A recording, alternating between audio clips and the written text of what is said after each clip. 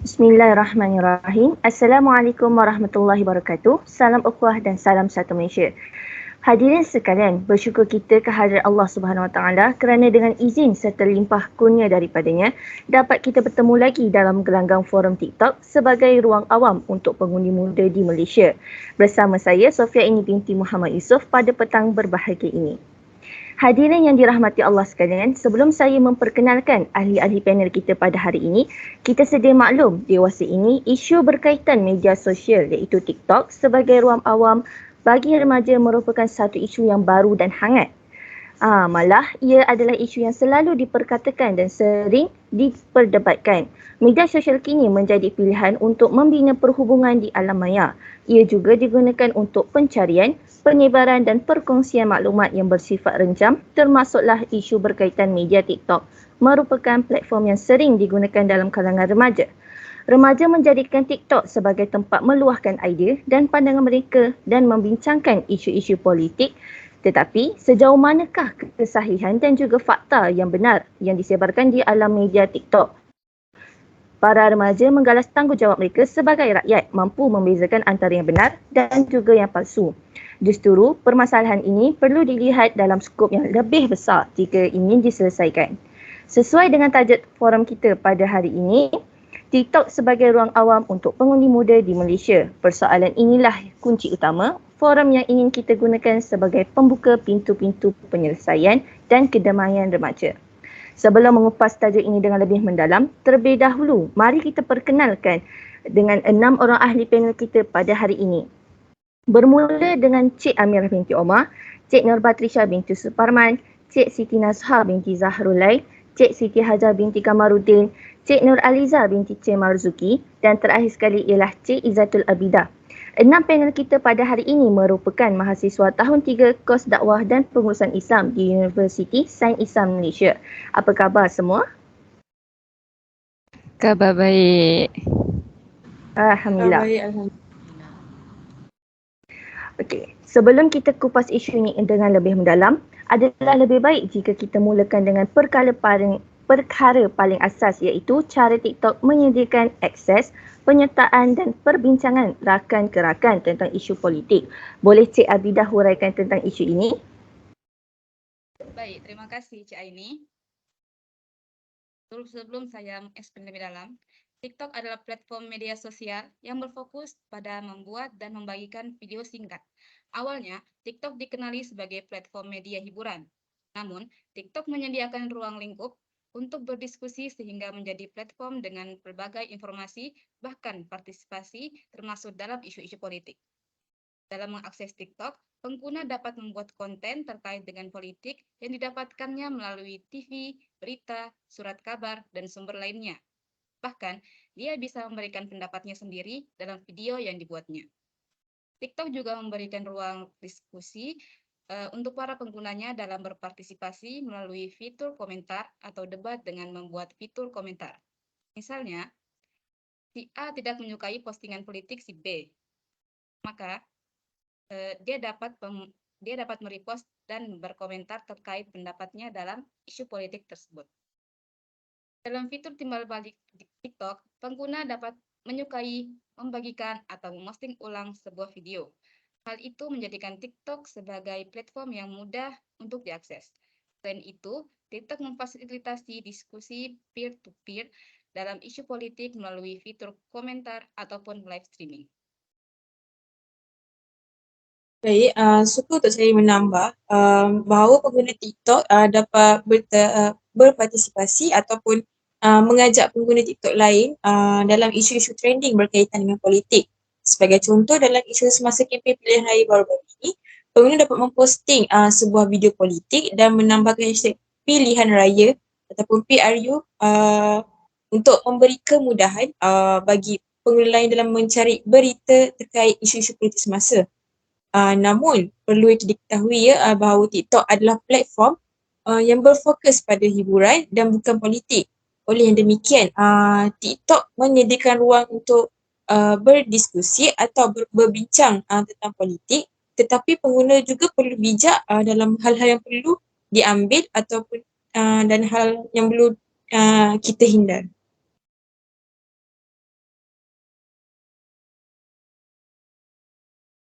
Baik, terima kasih kepada Cik Izatu dan Cik Batrisha. Kita atas lontaran konsep yang utuh lagi berisi. Sementara tadi, panel ada menyatakan bahawa pengguna dapat berinteraksi antara satu sama lain dengan merepost semula video yang dimuat naik oleh pengguna lain dan menyuarakan pendapatnya pula. Dan bagi Cik Batrisha menyatakan bahawa tidak berfokuskan kepada hiburan dan bukan pada politik. Jadi, pengguna perlu bijak supaya tidak termakan dengan berita palsu. Justru saya ingin mengajukan soalan seterusnya kepada ahli panel kita iaitu Cik Amirah berkenaan bagaimana TikTok boleh memudahkan tindakan politik kerjasama dengan menggalakkan musyawarah dan perdebatan bersama di kalangan individu. Silakan Cik Amirah. Terima kasih kepada Tuan Moderator. Dalam aplikasi TikTok, sering diperlihatkan dengan video-video dan juga siaran langsung yang muncul di FYP, For Your Page kita.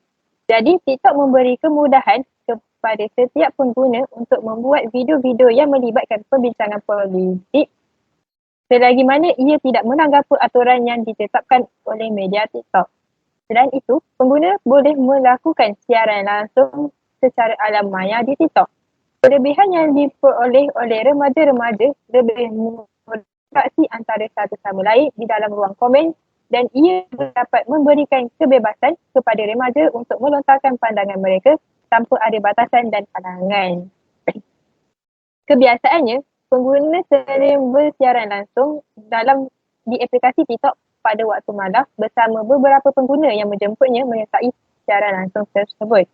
Setiap sesi yang dilakukan bertahan sehingga hampir 2 jam jika banyak perbincangan dilakukan. Contohnya, berkaitan hal ehwal semasa, politik, pasal hidup dan tahap kepuasan rakyat terhadap pemerintahan terkini dan sebagainya.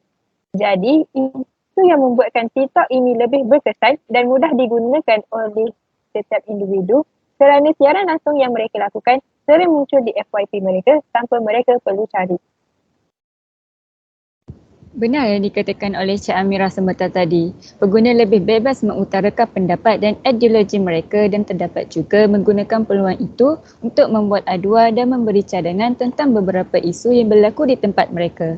Pendekatan tersebut memberi impak positif iaitu mereka akan lebih aktif dalam melibatkan diri dengan isu politik dan cakna dengan informasi terbaru yang diberikan oleh pengguna lain yang menghadiri di siaran langsung TikTok tersebut.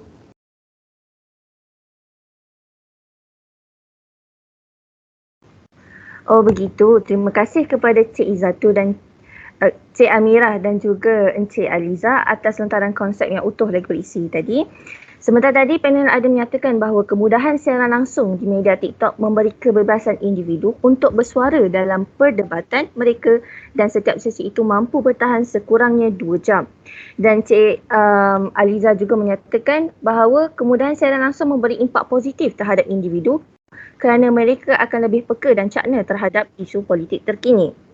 Kemudian saya akan beralih kepada soalan seterusnya kepada ahli panel kita iaitu Cik Nasuha berkenaan kualiti maklumat di TikTok termasuk kebolehpercayaan, ketepatan fakta dan objektivitinya terhadap pengguna TikTok. Silakan Cik Nasuha.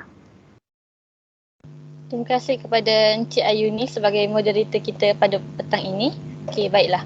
Walaupun kualiti maklumat di TikTok boleh menjadi kebimbangan, terdapat keadaan di mana platform menyediakan kandungan yang boleh dipercayai, tepat dan objektif. Pengguna di TikTok berpeluang untuk berkongsi pengetahuan, kepakaran dan kandungan pendidikan yang bernilai dan bermaklumat dan yang boleh dipercayai. Contohnya, terdapat pemilik akaun TikTok yang pakar dalam bidang seperti sains, perubatan, sejarah dan pendidikan. Mereka menggunakan platform untuk berkongsi maklumat yang tepat dan diselidik dengan baik dalam format yang menarik dan mudah diakses. Oleh yang demikian, pemilik akaun TikTok ini sering mengeluarkan petikan, rujukan ataupun pautan kepada sumber yang boleh dipercayai dan meningkatkan kebolehpercayaan kandungan mereka. Selain daripada itu, TikTok juga boleh menjadi platform untuk mempromosikan kesedaran tentang isu sosial yang penting dan menyebarkan maklumat fakta. Semasa krisis ataupun peristiwa global, pengguna boleh berkongsi kemaskini, berita dan sumber untuk mendidik dan memaklumkan kepada halayak mereka. Ini boleh membantu dalam menentang maklumat yang salah dengan menyediakan maklumat yang tepat dan menggalakkan pemikiran yang kritis.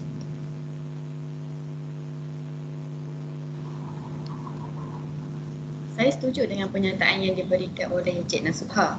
Namun saya merasakan bahawa kualiti maklumat di TikTok, termasuklah kebolehpercayaan, ketepatan fakta dan objektiviti boleh menjadi kebimbangan kerana terdapat banyak keadaan di mana kandungannya mengelirukan dan tidak tepat beredar di platform. Contohnya semasa pandemik COVID-19, TikTok menjadi tempat biarkan maklumat salah berkaitan virus itu. Dakwaan palsu tentang asal-usul penularan dan pencegahan COVID-19 telah dikongsi secara meluas di platform yang membawa kepada kekeliruan dan kemungkinan bahaya. Tuntutan ini terdiri daripada remedi dan rawatan palsu kepada teori konspirasi yang tidak berdasarkan bukti saintifik.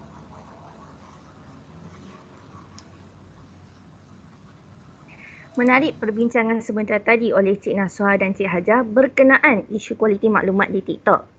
Cik Nasuha menyatakan bahawa terdapat kandungan di TikTok yang masih boleh dipercayai seperti kandungan video yang berasaskan sains, perubatan, sejarah dan pendidikan. Manakala Cik Hajar pula berpendapat bahawa masih banyak fakta yang mengelirukan pengguna di dalam TikTok seperti dakwaan dan fakta palsu berkenaan COVID-19. Baiklah, soalan seterusnya akan diajukan kepada ahli panel kita iaitu Cik Hajar adalah bagaimana TikTok membenarkan sudut pandangan dan pendapat politik yang berbeza diluahkan. Silakan Cik Hajar.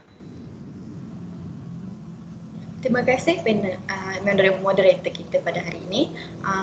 Pada pendapat saya, TikTok sebagai platform media sosial membenarkan ekspresi pelbagai sudut pandangan dan pendapat politik melalui ciri dan garis panduan komunitinya. Berikut ialah beberapa cara TikTok menggalakkan ekspresi pandangan politik yang bertentangan.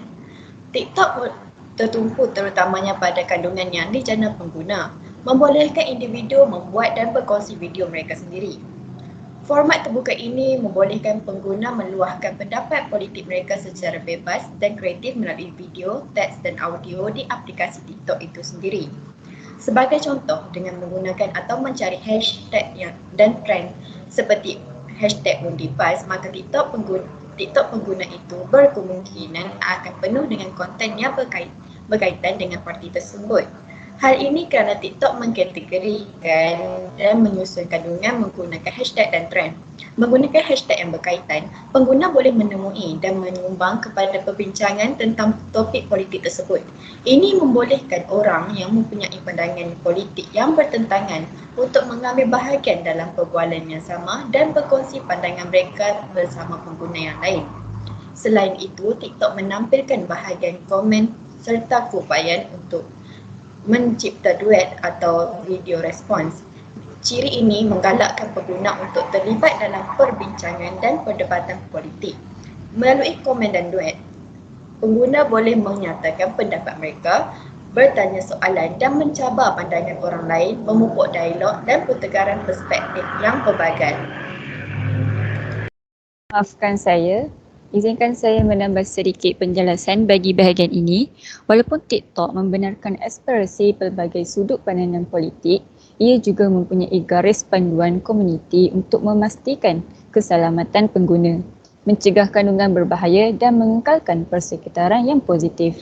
Garis panduan ini melarang ucapan benci, gangguan dan bentuk tingkah laku berbahaya yang lain dengan matlamat untuk menggalakkan dialog yang menghormati dan membina. Perlu diingat bahawa dasar dan algoritma TikTok sentiasa berkembang dan pengalaman pengguna mungkin berbeza bergantung pada wilayah, pilihan pengguna dan amalan penyederhanaan kandungan. Namun begitu, TikTok menyediakan platform untuk orang ramai menyatakan pendapat politik mereka dan terlibat dalam perdebatan dengan orang yang mempunyai pandangan yang bertentangan.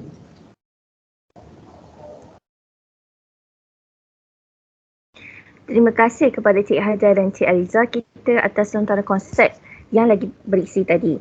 Okey, panel kita menyatakan bahawa pengguna meluahkan pendapat politik mereka secara bebas dan kreatif melalui video, teks dan audio di aplikasi TikTok itu sendiri. Dan ia juga mempunyai garis panduan komuniti untuk memastikan keselamatan pengguna, mencegah kandungan berbahaya dan mengekalkan persekitaran yang positif. Baiklah, beralih ke soalan lain, iaitu bagaimana TikTok boleh mencipta echo chamber dengan mengukuhkan dan menguatkan pandangan dan pendapat tertentu. Dipersilakan Cik Ariza untuk memberi pandangan Cik. Terima kasih Cik Ayuni. Okey, echo chamber dalam bahasa Melayu adalah ruang gema. Ruang gema adalah situasi ketika seseorang hanya menemukan pendapat yang sama dengan pendapatnya atau informasi yang memperkuat kepercayaannya sendiri. Fenomena ruang gema sebenarnya boleh terjadi di mana sahaja, baik di dunia online maupun offline. Namun, seseorang akan lebih mudah terjebak dalam ruang gema di dunia online daripada dunia nyata.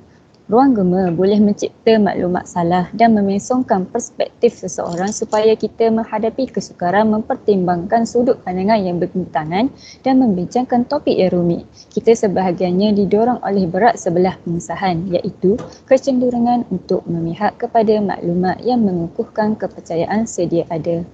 Berbanding dengan Twitter, Facebook dan platform lain, TikTok lah yang paling ketara kita boleh tengok terjadinya ruang gema ini. TikTok merupakan media sosial yang paling nampak seseorang itu akan terkena efek ruang gema kerana algoritmanya. Tetapi setiap media sosial mempunyai algoritma yang berbeza. Untuk TikTok, seperti yang kita semua tahu, video di FYP TikTok memaparkan video di setiap orang berdasarkan apa yang kita lihat dan apa yang kita like. TikTok dengan telitinya mengetahui apa setiap pengguna suka tengok di TikTok mereka kerana berdasarkan apa yang kita cari dan explore dalam platform tersebut. TikTok membuat yang terbaik daripada kemajuan teknologinya untuk mengasingkan kita ke dalam kumpulan tertentu yang merupakan masalah dengan sendirinya. Kekurangan interaksi dengan pendapat yang berbeza menimbulkan permusuhan dan sikap tidak bertoleransi. Ruang gema di media sosial lebih banyak berlaku terhadap Gen Z kerana mereka yang banyak menggunakan platform TikTok sebagai tempat mencari informasi, berita dan hiburan juga. Jadi begitulah cara yang voters terlibat dalam ruang gema berkaitan dengan politik. Sebagai contoh, seseorang itu melihat video tentang bagusnya sebuah parti dan buruknya parti yang lain, maka FYP seseorang itu akan berterusan muncul dengan video tersebut. Dan jika komen juga bersetuju tentang video tersebut, maka lebih lagilah efek ruang gema terhadap seseorang itu. Mungkin dari isu lain kita tidak nampak echo chamber memudaratkan, tetapi apabila masuk tentang isu politik, echo chamber boleh memudaratkan terutama kepada yang voters. Perkara ini adalah akan menyebabkan seseorang itu akan terus percaya dengan informasi yang salah tanpa melihat daripada perspektif dan pendapat yang lain. Echo chamber juga terjadi apabila seseorang itu terlalu selektif hanya mahu menerima maklum balas dari inner circle-nya sahaja. Saya ingin menambahkan sedikit tentang ruang gema. Ruang gema dapat membuat seseorang terjebak dalam informasi yang salah dan memutarbelitkan perspektif seseorang sehingga mereka kesulitan menerima sudut pandang yang berlawanan. Sebagai contoh, Anda pernah mendengar dan kemudian meyakini bahwa isu vaksin COVID-19 berbahaya bagi manusia. Anda kemudian mencoba mencari informasi mengenai hal tersebut dengan menulis kata kunci vaksin COVID-19 berbahaya di TikTok. Hasilnya, Anda dipenuhkan video informasi yang memuat tentang bahaya dari vaksin COVID-19 tersebut. Informasi yang disajikan bermacam-macam. Namun, karena Anda meyakini bahwa vaksin COVID-19 berbahaya, maka Anda hanya mengklik situasi yang menampilkan informasi sesuai keyakinan Anda. Walaupun hakikatnya sukar untuk menghapus suasana echo chamber secara total, namun, bagi saya, tetap ada cara yang boleh diusahakan. Setiap sikap jiwa besar, matang, dan berobjektif merupakan syarat utama bagi mengatasi masalah echo chamber ini. Antara cara untuk menghindari ruang gema, seseorang itu perlu budayakan memeriksa beberapa sumber sebelum mempercayai suatu informasi. Dengan melakukan ini, kita terbantu untuk mendapatkan informasi yang kompleks dan objektif. Selain itu, dengan berinteraksi dengan orang yang berbeza perspektif juga dapat menghindari dari ruang gema. Kita bisa memulainya dengan mengikuti akun TikTok yang memiliki perspektif berbeza dari perspektif kita. Cara ini membuat algoritma kita akan menyarankan konten dengan berbagai sudut pandang, sehingga konten yang muncul di FYP kita di akun TikTok juga bermacam-macam, bukan saja tentang satu pendapat saja. Ini penting untuk kita demi menggalakkan dari terjebak dalam echo chamber berterusan.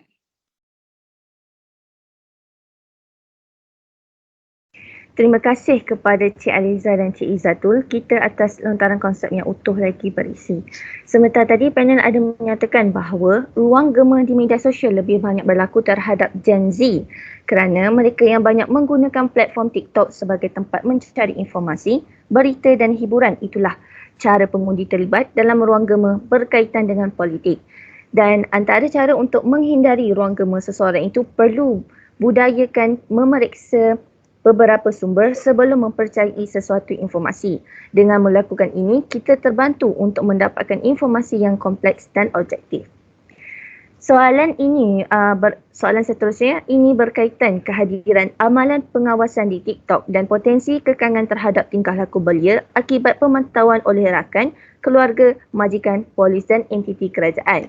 Cik Batrisha, boleh beri pendapat anda berkenaan persoalan ini? Baik, terima kasih kepada moderator kita. Bagi menjawab persoalan tersebut, seperti kita sedia maklum, isu dan kandungan-kandungan lain yang berkaitan dengan TikTok mendapat perhatian dan hangat dibincangkan. Jadi TikTok adalah aplikasi yang menyediakan sistem pengawasan yang menjaga dan menyediakan perlindungan untuk maklumat peribadi untuk setiap pengguna TikTok. Jadi sehingga Februari 2020, TikTok dianggarkan mempunyai 800 juta pengguna aktif menurut sumber Global Web Index. Walau bagaimanapun tidak dinafikan masih terdapat kemungkinan masalah yang berkaitan dengan pelanggaran etika dan moral terhadap remaja zaman moden akan muncul. Oleh itu, penggunaan TikTok ini masih boleh memberi kesan kepada privasi pengguna, terutamanya golongan muda. Sebagai contoh, apabila mereka membuat sesuatu video di rumah, remaja akan dengan mudah mendedahkan ruang peribadi dalam rumah mereka, bilik mereka, berkongsi lokasi atau mempamerkan kereta e-bapa mereka dan mempamerkan flag kenderaan e-bapa mereka. Jadi dampak di situ pihak yang tidak bertanggungjawab akan mudah mengambil kesempatan daripada maklumat tersebut dan menjadi punca kepada ancaman dan jenayah cyber berlaku. Kandungan selain itu juga, kandungan dan isu negatif di TikTok mungkin serba sedikit memberi kesan kepada pandangan dan tabiat remaja. Apabila kita membaca di bahagian ruangan komen, orang ramai atau netizen kerap membuat kenyataan kritikal tentang sesuatu isu itu dan orang lain mungkin mendapat kesan negatif daripada dia. Mereka lebih cenderung untuk bertindak dan mentafsir berdasarkan apa yang mereka lihat. Jadi adalah perlu bagi beberapa pihak seperti rakan, keluarga, majikan, polis dan agensi kerajaan memantau tingkah laku golongan anak muda sekarang berkaitan dengan berbahaya di TikTok. Ini berlaku kerana jika trend tidak baik menjadi popular dan semua orang juga menyokong trend tersebut. Oleh yang demikian, golongan muda mudah terpengaruh dan akan mengikuti dan melakukannya perbuatan tersebut, trend tersebut. Jadi, baik, saya bagi contoh di TikTok. Isu tentang seorang gadis yang melarikan diri dari rumah telah menjadi viral. Jadi, banyak pihak yang perhatikan isu ini daripada tular dan memberi kesan negatif kepada individu baik, khususnya golongan muda. Hal ini boleh terjadi disebabkan orang muda ni menganggap bahawa jika gadis tu boleh melarikan diri dari keluarganya, jadi mereka pun, orang muda lain juga boleh mengikutinya dan cuba buat perkara yang sama. Jadi perkara begini sememangnya adalah tidak wajar dan ia perlu dihentikan dan dipandang serius.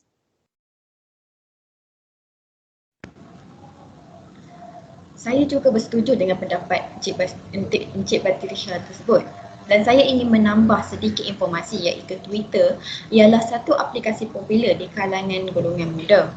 Selain daripada TikTok, ini kerana Twitter ini seperti TikTok mengandungi banyak maklumat. Apa yang membezakan TikTok daripada Twitter ialah ia mempunyai banyak video, manakala Twitter ini pula mempunyai teks yang panjang. Kedua-dua Twitter dan TikTok mempunyai kelebihan. Pada pandangan saya, Twitter mengalahkan TikTok. Ini benar walaupun anda perlu membaca teks yang panjang kerana Twitter lebih telus dan maklumat tentang kes lebih jelas. Adalah penting untuk memerhatikan setiap golongan muda yang mengikuti laluan berbahaya. Kesimpulannya, semua pihak seperti keluarga, masyarakat dan kerajaan masih belum ada pengawasan yang diberikan oleh TikTok dan juga pengawasan tersebut dapat mengawal laku remaja ketika ini.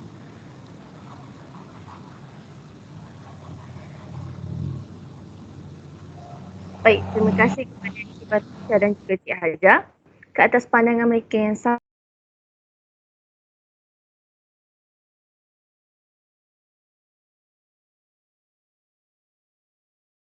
perlu memantau laku golongan anak muda berkaitan kandungan berbahaya di TikTok dan pengawasan supaya dapat mengawal tingkah laku remaja pada masa kini. Dan soalan terakhir kita pada hari ini ialah adakah TikTok mengeksploitasi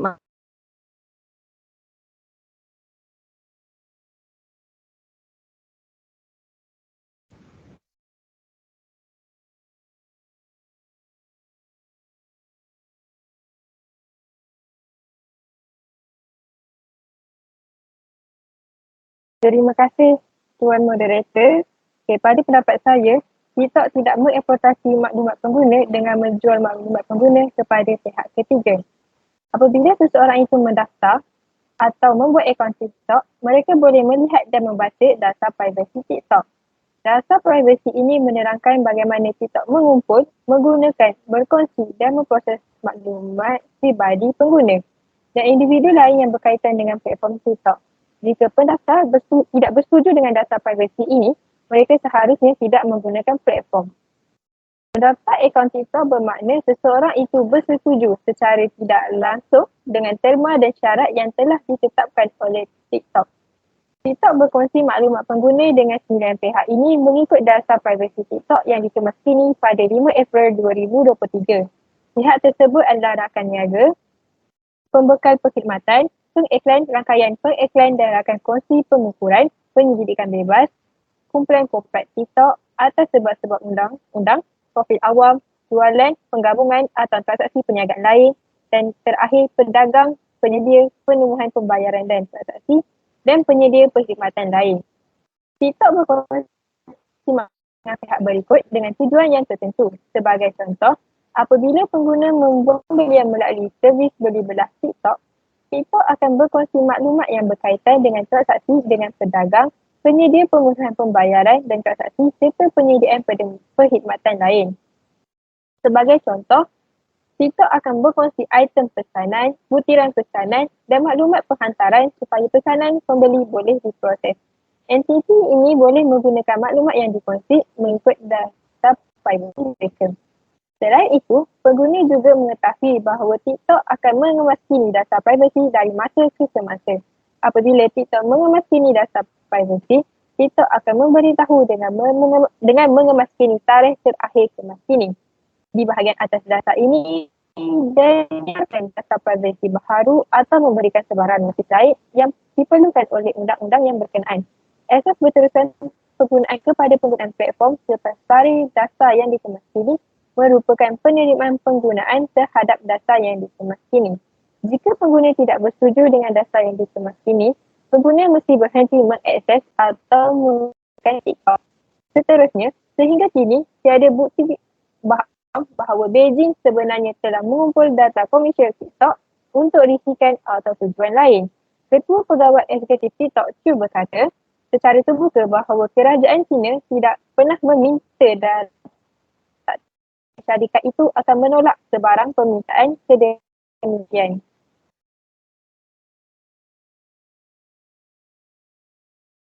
Saya ada satu persoalan.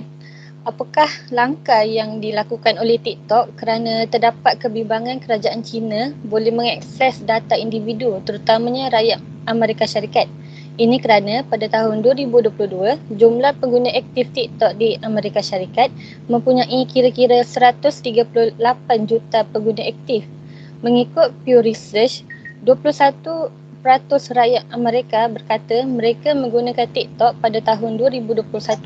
Ini menunjukkan peningkatan penggunaan TikTok di kalangan Amerika Syarikat. Tidak dapat disangkal terdapat kerisauan dari kerajaan Amerika Syarikat kerana bimbang negara China boleh menggunakan undang-undang keselamatan negaranya untuk mengakses sejumlah besar maklumat pribadi. Ini kerana sekiranya Beijing mendapat akses kepada pengguna TikTok, kebimbangannya ialah maklumat ini boleh digunakan untuk mengenal pasti peluang risikan. Contohnya dengan membantu negara China mendedahkan kesalahan, kecenderungan atau titik tekanan yang berpotensi merekrut pengintip atau sasaran pemerasan, atau dengan membina profil holistik pelawak asing ke negara dengan merujuk silang data tersebut terhadap pangkalan data yang dipegangnya. TikTok telah membina halangan teknikal dan organisasi yang akan memastikan data pengguna Amerika Syarikat selamat daripada akses yang tidak dibenarkan. Di bawah rancangan ini yang dikenali sebagai Projek Access, kerajaan Amerika Syarikat dan syarikat pihak ketiga seperti Oregon juga akan mempunyai beberapa tahap pengawasan terhadap amalan data TikTok. TikTok sedang mengusahakan rancangan serupa untuk kesatuan Eropah yang dikenali sebagai Projek Clover. TikTok telah berusaha untuk memberi jaminan kepada pengumbal undang-undang Amerika Syarikat bahawa ia bebas daripada pengaruh kerajaan China.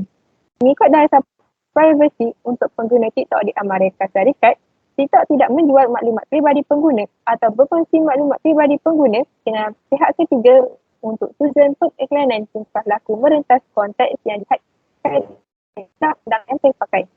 TikTok berkongsi maklumat pengguna yang dikumpul untuk tujuan perniagaan. TikTok berkongsi maklumat pengguna dengan pihak pembekal perkhidmatan daratan kongsi perniagaan dalam kumpulan korporat sehubung dengan jual penggabungan atas sebab undang-undang dengan persetujuan pengguna. Kita dapat melihat dasar privasi TikTok berbeza untuk setiap negara bersesuaian dengan undang-undang negara tersebut. Maafkan saya kurang bersetuju dengan hujah anda. Pada pendapat saya, TikTok mengeksploitasi maklumat pengguna dengan menjual maklumat pengguna kepada pihak ketiga. Mengikut laporan Comscore mendapati bahawa kira-kira 32.5% pengguna di TikTok termasuk dalam kategori umur 10 hingga 19 tahun. TikTok Informasi Teknologi UK Limited dan TikTok didenda $15.9 juta oleh Pejabat Pesuruhjaya Maklumat iaitu ICO kerana banyak pelanggaran Undang-Undang Perlindungan Data dan gagal melindungi privasi kanak-kanak. TikTok membenarkan 1.4 juta kanak-kanak UK di bawah umur 13 tahun menggunakan platformnya pada tahun 2020. Walaupun dasarnya sendiri menghalang mereka daripada membuat akaun, Undang-Undang Perlindungan Data UK mewajibkan organisasi mendapatkan persetujuan ibu bapa mereka atau wakil undang-undang lain untuk menggunakan data peribadi kanak-kanak di bawah umur 13 tahun. Pengawas selia mengkritik TikTok kerana gagal mendapatkan kebenaran ibu bapa dan gagal menjalankan pemeriksaan untuk mengenal pasti dan mengalih keluar pengguna di bawah umur. Denda ini merupakan salah satu yang terbesar yang dikenakan oleh Pejabat Pesuruhjaya Maklumat iaitu ICO kerana ia mencerminkan kesan kegagalan yang serius yang boleh mendedahkan kanak-kanak kepada kandungan yang berbahaya dan tidak sesuai dan membolehkan mereka dijejaki dan diprofilkan. Seterusnya, kita dapat melihat beberapa negara yang telah melarang aplikasi TikTok ni. Semakin banyak kerajaan telah melarang aplikasi perkongsian video popular TikTok daripada peranti yang dikeluarkan kepada kaki tangan apabila kebimbangan privasi dan keselamatan cyber meningkat. Segelintir telah mengenakan larangan di seluruh negara ke atas aplikasi itu. Walaupun TikTok yang dimiliki oleh syarikat teknologi China ByteDance telah lama mengekalkan bahawa ia tidak berkongsi data dengan kerajaan China. Ia mempertikaikan tuduhan bahawa ia mengumpul lebih banyak data pengguna daripada syarikat media sosial AS. Tetapi banyak kerajaan telah berhati-hati tentang platform dan hubungannya dengan China. Berikut ialah tempat yang telah melaksanakan larangan separa ataupun keseluruhan pada TikTok, iaitu Afghanistan, Australia, Kanada, Denmark, France, India, Netherlands, New Zealand, Norway, Pakistan, Taiwan dan Belgium. Bolehkah Encik Nasuha memberitahu secara ringkas mengapa negara-negara tersebut melaksanakan larangan pada TikTok? Okey, baiklah. Sebagai contoh, India mengenakan larangan di seluruh negara pada TikTok dan aplikasi dari negara China yang lain seperti aplikasi pemesejan WeChat pada tahun 2020 kerana kebimbangan privasi dan keselamatan. Larangan itu dibuat selepas pertempuran antara tentera India dan China di sempadan Himalaya yang dipertikaikan kerana membunuh 20 tentera India dan mencederakan berpuluh-puluh. Syarikat diberi peluang untuk bertindak balas mengenai keperluan privasi dan keselamatan, tetapi larangan itu dibuat secara kekal pada Januari 2021. Selain itu, Belgium melarang sementara TikTok daripada peranti yang dimiliki atau dibayar oleh kerajaan persekutuan kerana kebimbangan mengenai keselamatan cyber, privasi dan maklumat salah. Larangan 6 bulan itu berdasarkan amaran daripada Perkhidmatan Keselamatan Negeri dan Pusat Keselamatan Cyber. Seterusnya, pimpinan Taliban Afghanistan mengharamkan TikTok serta permainan PUBG pada tahun 2022 atas alasan untuk melindungi golongan muda daripada diperdayakan. Kesimpulan yang kita dapat simpulkan, negara-negara yang memberi larangan kepada TikTok kerana dasar privasi TikTok yang boleh mengeksploitasikan maklumat pengguna kepada pihak ketiga. Selain itu, kandungan TikTok boleh membahayakan dan tidak sesuai dengan kadar umur.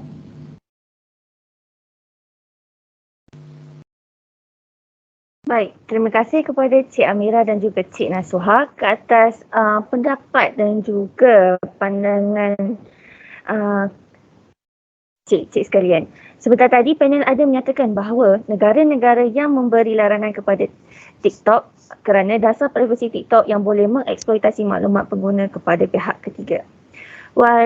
Hadirin sekalian, generasi Z kini tidak dapat dipisahkan dengan gadget. Bila dah ada gadget yang canggih, maka mudahlah mereka mengakses ke laman-laman sosial seperti Facebook, Twitter, Instagram dan TikTok. Tetapi persoalannya di sini, sejauh mana tahap kesedaran penyebaran maklumat berkaitan politik sebagai ruang awam terhadap remaja. Terima kasih kepada ahli panel kita di atas perkongsian yang cukup benar sebentar tadi. Media TikTok ini kalau kena gaya dan caranya tidaklah menjadi masalah. Malah dapat membantu anak-anak generasi Z kita dalam mengubah politik kita pada masa akan datang. Ya hadirin sekalian, nampaknya masa begitu mencemburui kita. Setakat ini saja isu yang dapat kita kupas pada petang ini. Mungkin pada masa hadapan kita boleh bersua lagi dalam membincangkan pelbagai lagi topik yang bermanfaat untuk kita semua. Sebelum mengakhiri bicara forum kita pada hari ini, terimalah serangkap pantun yang berbunyi, tuailah padi antara masak, esok jangan layu-layuan. Intailah kami antara nampak, esok jangan rindu-rinduan. Sekian sahaja untuk hari ini. Terkasar bahasa, tersilap bicara, mohon maafkan. Sesungguhnya yang baik itu datangnya daripada Yang Maha Pencipta dan yang kurang elok itu datangnya daripada kekhilafan diri kami sendiri. Wallahualam, saya akhiri forum kita pada petang ini dengan lafaz yang mulia. Wabillahi taufiq wal hidayah. Assalamualaikum warahmatullahi wabarakatuh.